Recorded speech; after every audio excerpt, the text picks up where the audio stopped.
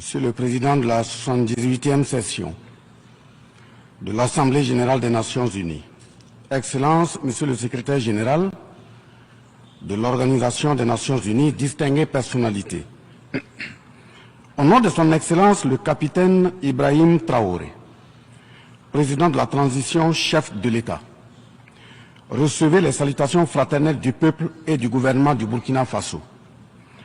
Au nom du peuple burkinabé, je m'incline respectueusement sur la mémoire des grands leaders dans le monde qui ont fait rêver et espérer d'une société humaine juste et équitable à travers leur engagement, détermination et esprit de sacrifice.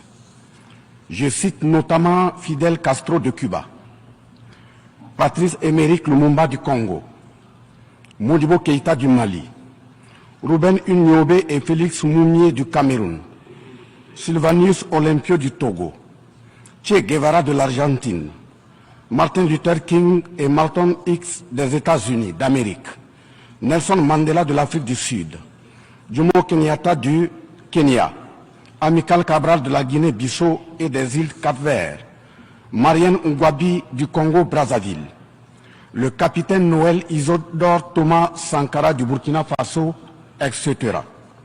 Ces leaders ont été pour la plupart exécutés de façon violente et d'autres assassinés à travers le feu des prisons et des empoisonnements.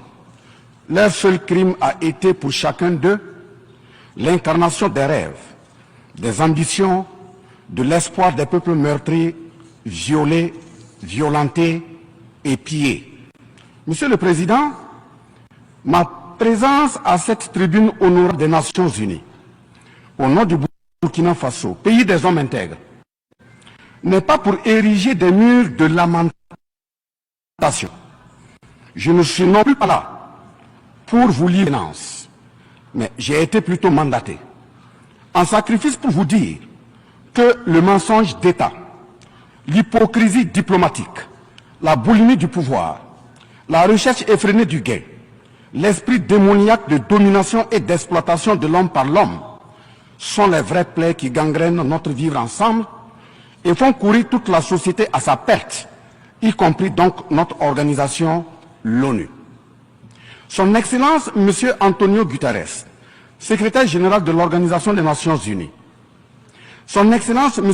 Joe Biden, président des États-Unis, Son Excellence, M. Denis Francis, représentant permanent de la Trinité et Tobago auprès des Nations Unies, élu président de la 78e session de l'Assemblée générale, Son Excellence, M. Luis Inácio Lula da Silva, président de la République fédérative du Brésil, permettez-moi de reprendre ici des parties de vos propos, discours respectifs prononcés à cette même tribune, à l'ouverture de cette 78e session. Primo, je cite, « Nous sommes dans un monde sans dessus-dessous.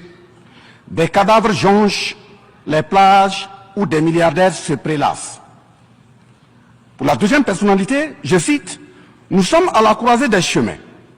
Nous avons une cause commune, à savoir léguer à nos enfants un monde avec un bon climat social. » Fin de citation. Pour la troisième personnalité, je cite, « Malgré les difficultés, nous pouvons nous en sortir. Ce ne sont pas les capacités qui manquent, mais la volonté politique. Sinon, nous pouvons apporter le progrès et la paix pour tous. » Fin de citation.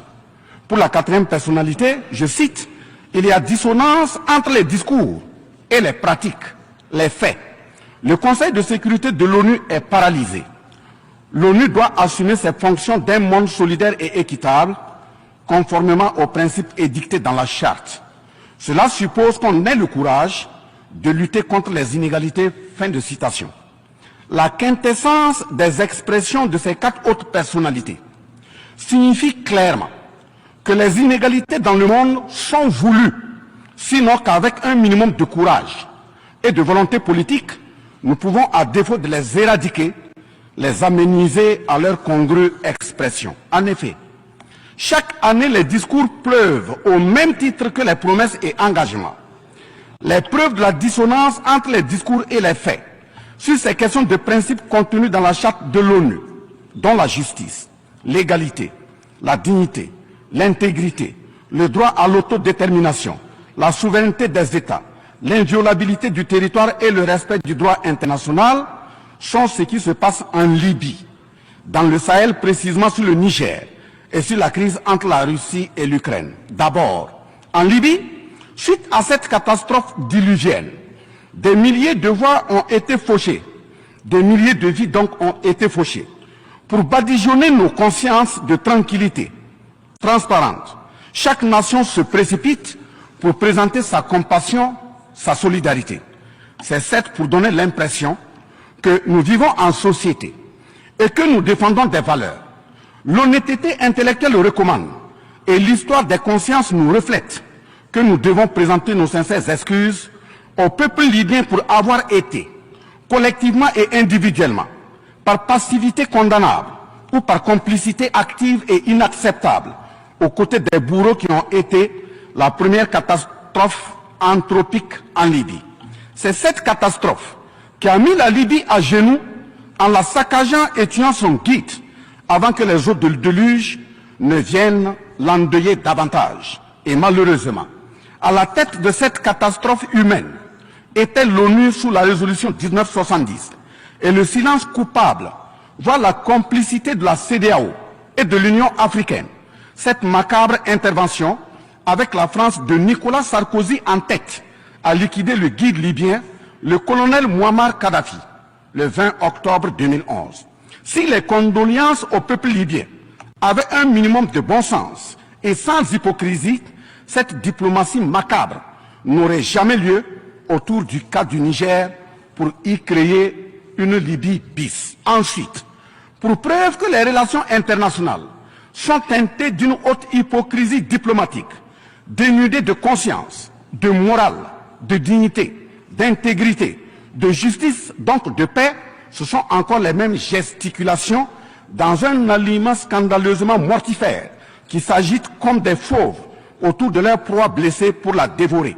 Aujourd'hui, nous avons fait le constat malheureux que contrairement au discours de profession de bonne foi prononcé à cette tribune de l'ONU, invitant au respect de la charte de l'ONU et du droit international, les dirigeants représentant le peuple frère du Niger ont été pratiquement interdits d'accès au siège des Nations Unies.